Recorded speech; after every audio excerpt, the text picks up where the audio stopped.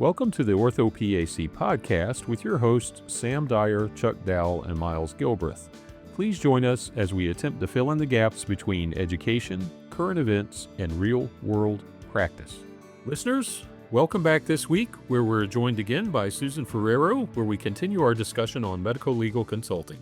There were studies done about sitting down. I think someone mentioned sitting down, with a patient and going into the room and standing versus going in and sitting down, just simply sitting on a stool. I know they did studies on this and said that there were better patient outcomes and better patient surveys, basically, which I'm not a huge fan of the patient survey, but the patient surveys were higher when providers sat down than when they stood. Yeah, have them sitting on the table and you're sitting on the stool. That whole dynamic of that they're in a position of power is pretty big. No, that's definitely a practice of mine, and I agree with that and find patients relax some when you sit down. I try to do it in the ER as well, and that's the place that I have to be more mindful of using the stool in the room and grounding myself and sitting down. In clinic, it comes naturally for me, but in the ER is where I find that to be really tough. Mm.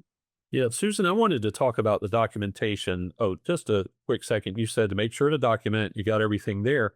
Here's another flip side of that. Let's say that you have been named in a lawsuit or been given notice that they're looking at your records. The absolute worst thing in the world that you can do is to go and look at that patient's note and chart 50 times.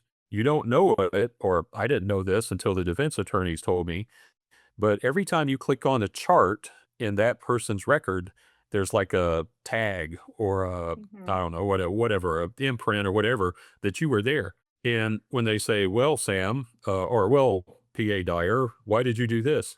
And then you say, well, I don't remember that person. Well, the next question is, well, why did you look at their chart 70 times? So you got to think about stuff like that with AI and everything. You got to document everything.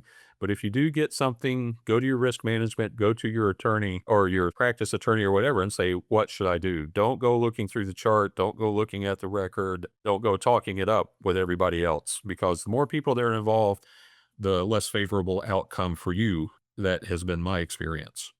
Yeah, so it can be tempting, right? You work a shift or and then you come back and the next day or a few days later and someone says, "Oh, remember that patient you had? Yeah, they died.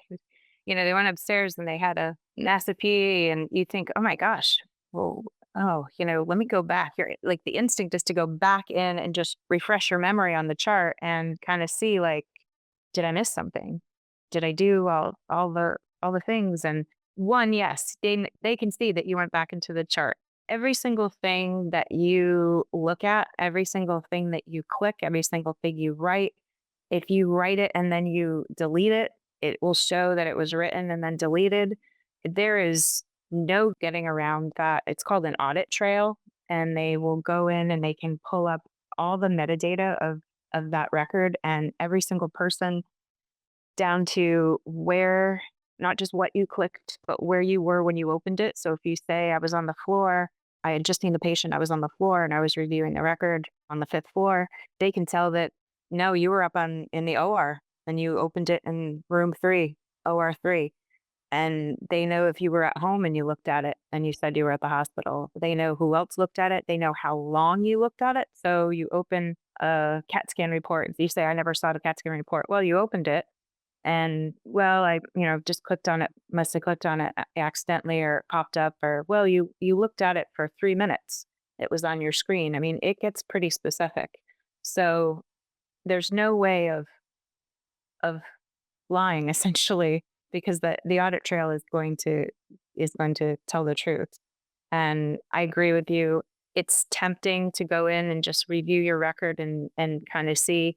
And sometimes it's even tempting to go in and write a note or to add something to it, which is not appropriate because it's going to come up. And then a lot of times when you see on the back end, when we see these notes that you can tell somebody's charting in a busy ER, say, and then, their charting is a certain way. And then all of a sudden there's this really long in-depth note that pops up as coming from the next day, then we know it's added and we know when you're over explaining something. And that's not something that you want to have to explain in a deposition or in court. So going back in and looking at the chart is really not recommended. And certainly going back in and writing additional notes. If you have to write something, because I have seen sometimes you have to write an addendum, and I have seen addendums in notes that were appropriate. You're going to get asked about it. But if you put in there an addendum and you say, I'm writing this on this day, and this is why, because there was an error in this original note, then that's fine. But it needs to be very clear that it's an addendum and that you note that you're writing it at a later time. Because yeah, they're gonna see all that. Audit trails are the way of the future. I'm seeing more and more audit trails getting pulled for cases, and it's like a roadmap of who was in the record, when, how long, and there's no more, "Oh, I didn't see that," because 'cause they'll know if you did. I like that clarity you provided about addendums because that answered a question I had in that specifically. So I have a couple of questions. One, there are times when you have to say, thinking outpatient ortho, correct laterality that might have been misdocumented initially. How is the best way to do that? And then the second question goes back, why is it inherently wrong to access a patient's chart after providing care when they had an adverse reaction or a complication? Isn't that part of our due diligence to learn and continue to practice medicine? Yeah, that's a great question. I'll start with the second part because it is, like I said, it's your innate response, especially if something happens, you want to go back in and you want to see. I know from the ER standpoint, you send patients up to the floor and then you don't know what happens to them after that. So yeah, you may want to go and look, and I've been guilty of this myself, to go see, okay, I sent this guy up yesterday. I want to see what the workup showed. I mean, essentially you shouldn't be back in that chart because they're no longer your patient, but it is a learning experience. And I think trying to explain, I went in there and I wanted to just look and see how his cardiac stress test turned out, because it helps me understand the case better, and it helps me learn better. But if something happens and there's an error or there's a bad outcome, they're going to want to know why you were in that chart afterwards. And technically, you're not supposed to be in that chart after they're no longer your patient. I get what you're saying, and I agree. It does help from a learning standpoint potentially, but it's raises a red flag for the attorneys when there's something bad that happens, and then people are going back in the chart and looking at it, because then you're saying, okay, this person is questioning their care, perhaps. So let's take a better look at his care. And in the sense of going in and correcting, because you're right, laterality is a big one. That's an example of going in and writing an addendum, and that is an example of an acceptable addendum, right? You've gone in there and you're like, okay, I it was supposed to be the right and it was the left, and I need to go back and change it. And you just go in and you write an addendum that says, my note, physical exam, I put right, HPI, it's left, patient was booked for a left. It should be in physical exam, it should be the left, and just leave it at that. I know you're not supposed to ever change the note itself, so you should leave it as is and write a section that just clarifies what Yes. should be And changed in the note. yes. And I know some EMRs allow you to just go in, and some EMRs, once you've signed it, you've signed it. You can't go back. Everything you write is an addendum after that. You can't go back and change what you actually wrote once you signed it.